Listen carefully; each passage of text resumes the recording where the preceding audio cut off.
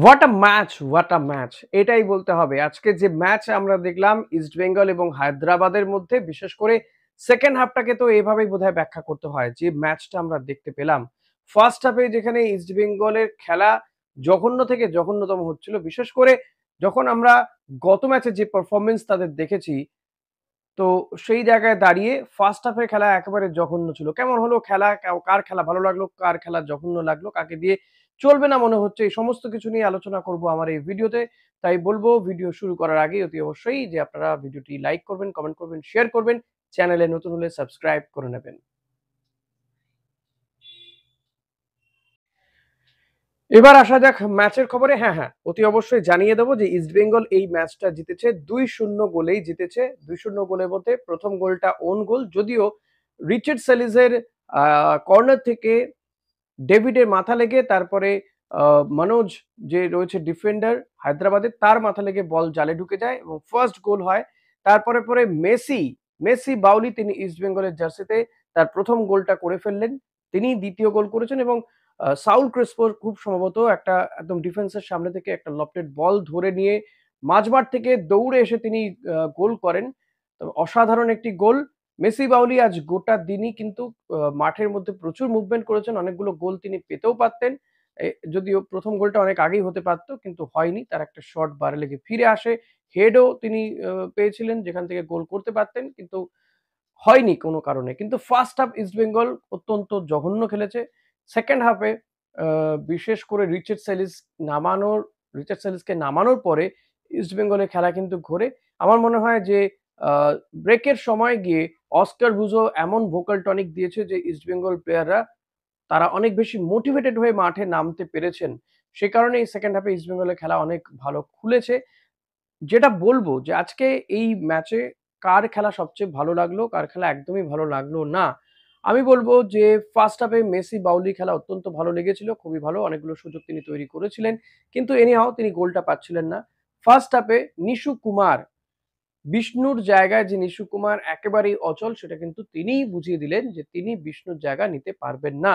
Right wing এ এই মুহূর্তে দাঁড়িয়ে পিভি বিষ্ণুই কিন্তু best player in this team. East Bengal টিমে পিভি বিষ্ণুই কিন্তু বেস্ট এই মুহূর্তে দাঁড়িয়ে।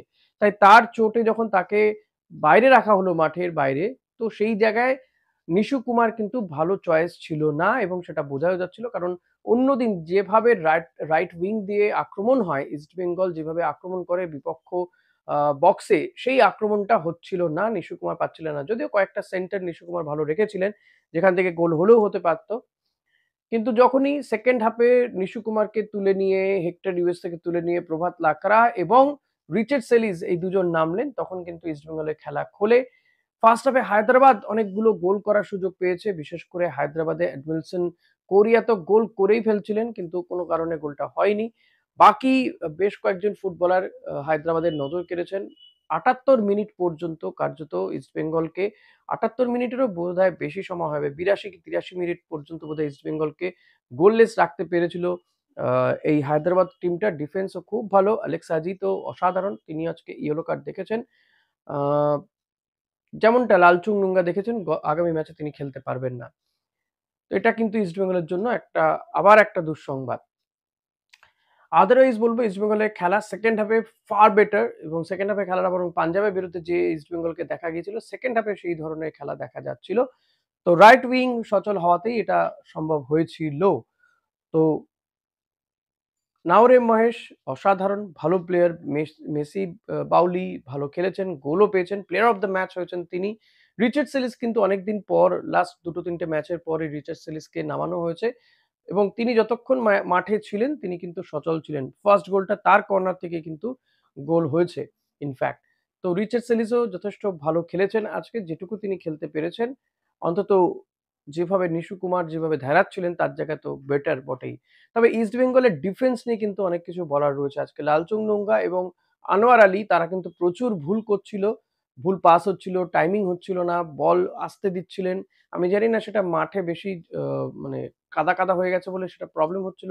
অনেকটা শ্লথও দেখিয়েছে ইস্টবেঙ্গল ডিফেন্সকে আজকে। শুরুর দিকটাতে রাকিব ছাড়া সেভাবে সচল কাউকেই নজরে পড়েনি। মাঝখান দিয়ে ভুল করে বসেন লালচুং নোঙ্গা, ইয়েলো কার্ড দেখেন আর সেটার জন্য কিন্তু তিনি পরের ম্যাচটা সাসপেন্ড থাকবেন। আনোয়ার আলীকে সেকেন্ড হাফে যতটা ভালো লেগেছে ফার্স্ট হাফে কিন্তু তারও বেশ কিছু ভুলভ্রান্তি হচ্ছিল, যে কারণে কিন্তু হায়দ্রাবাদ গোল পেয়ে গেলেও পেতে পারত। হায়দ্রাবাদের জায়গায় অন্য কোনো টিম হলে কিন্তু গোল হতেই পারত। এই জায়গায় প্রভসি খান গিল অসাধারণ সেভ করেছেন ২-১টা। তো মেসি বাউলির কথাই বারবার বলব, এবং আবারও কিন্তু ডেভিড প্রমাণ করলেন যে তিনি মাঠে নামলে গোল হবেই। যাই হোক, গোলটা হয়তো তার নয়, ওন গোল হয়েছে, কিন্তু তার অবদান, রিচার্ড সেলিসের অবদানও কিন্তু রয়েছে এই গোলটার পেছনে। সাউল ক্রেসপো তো সুস্থ হয়েছেন, তিনি ভালো। তবে কিছুটা আমার মনে হচ্ছে দেখে যে তিনি একটু স্লথ আছেন, এবং কিছুটা তিনি নিজেকে বাঁচিয়েও খেলছেন। ফাইনাল ট্যাকেলে যাচ্ছেন না, শেষ পর্যন্ত তিনি অ্যাটাকে যাচ্ছেন না। আমি জানি না সেটা আ স্ট্র্যাটেজি কিনা অস্কার বুজোর। কিন্তু অস্কার বুজোরকে আজকে বেশ টেনশনে থাকতে দেখা গিয়েছে। একটা সময় তো মাঠের দর্শকরা একেবারে চুপ করে গিয়েছিলেন। কিন্তু এই গোলটা হওয়ার পরে আবারও তারাও ফর্মে ফেরেন ইনফ্যাক্ট। সব মিলিয়ে ম্যাচটা ভালো হয়েছে। ম্যাচ জিতেছে ইস্টবেঙ্গল ২-০ গোলে। এখন ইস্টবেঙ্গলকে পরের দুটো ম্যাচ তো জিততেই হবে বড় ব্যবধানে, এবং অন্যান্য টিমগুলো বিশেষ করে নর্থ ইস্ট এবং মুম্বাই সিটি এফসির দিকেও কিন্তু তাকিয়ে থাকতে হবে যে তারা তাদের ম্যাচগুলোতে কি ফলাফল করে। এখন তারা যদি ১টা-২টো করে পয়েন্ট পেয়ে যায়, তাহলে কিন্তু ইস্টবেঙ্গলের সম্ভাবনা আবারও ক্ষীণ হয়ে যাবে। আরও কিন্তু দরজাটা ফাঁকা হলো এই ম্যাচটা জেতার ফলে। তবে এখনই এই ফাঁক দিয়ে গলে যাওয়ার মতন হয়নি যে টপ 6 এ চলে যাবে ইস্টবেঙ্গল। আপনাদের ওভারঅল আজকে কার খেলা সবচেয়ে ভালো লেগেছে আর কে সবচেয়ে বেশি ধেড়িয়েছে বলে মনে হয়? তো অতি অবশ্যই কমেন্ট বক্সে লিখে পাঠাবেন। কমেন্ট বক্সে লিখুন। আর বলব যে আমি এই ম্যাচটার আগে বলেছিলাম যে যারা প্রেডিক্ট করছেন তাদের প্রেডিকশন যাদের মিলে যাবে তাদের নাম ঘোষণা করব। আমি আর এই ম্যাচ দেখার পরে সেই লিস্টটা দেখা হয়নি যে কারা কমেন্ট করেছিলেন, বা কমেন্ট আমি অতি অবশ্যই দেখি। কিন্তু এই মুহূর্তে মনে নেই, বা আমি কোনো স্ক্রিনশটও নিইনি। তো এই ভিডিওতে দিচ্ছি না, পরে কাল সকালে ভিডিও করলে অতি অবশ্যই দেখব। তবে আমি এক ঝলক দেখছিলাম ম্যাচটার পরে যে অনেকে কিন্তু করেছেন, মিলিয়েও দিয়েছেন বেশ কয়েকজন। তাদের নামটা আমি এখন বলছি না, পরে ভিডিওতে অতি অবশ্যই বলব। তো ওভারঅল ম্যাচ ভালো লেগেছে। আপনাদের কেমন লাগলো ম্যাচটা অতি অবশ্যই জানাতে ভুলবেন না। ভিডিও দেখবেন, লাইক করবেন, আমার অন্যান্য ভিডিওগুলো দেখবেন সেটাই বললাম। লাইক করবেন, কমেন্ট করবেন, চ্যানেলে নতুন হলে সাবস্ক্রাইব করবেন, মেম্বারশিপও নিতে পারেন। Thank you. Thanks a lot.